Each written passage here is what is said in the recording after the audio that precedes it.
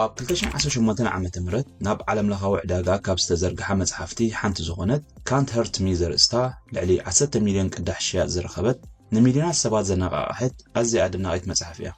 ኣነ እውን ሓደ ካብ ኣንበብቲ ናይዛ መጽሓፍ ምስ ምዃነይ ኣብ ልዕሊ እቲ ጸሓፋይን በዓል ታሪኽን ናይታ መጽሓፍ ዝኾነ ውልቀ ሰብ ልዑል ተገዳስነት ይሕደርኩ።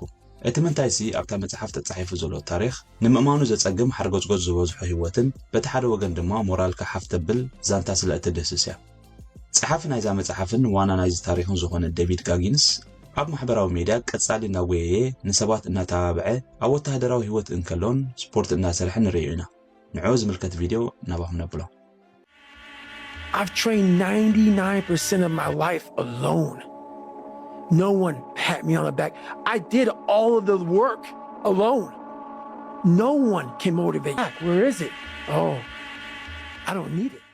سلامتاي رسعكم زخبركم تخاتلتي نايدا channel كمي أنهم لمون كم تلمود نعاهم زبالكو مدب حيزلكم متسلخو نايلوم مدبي كم تيام أتوز قلسكو بزعواتي بحيلون تعقستون زللا ديفيد غاغينس كخونيو سنة مكتال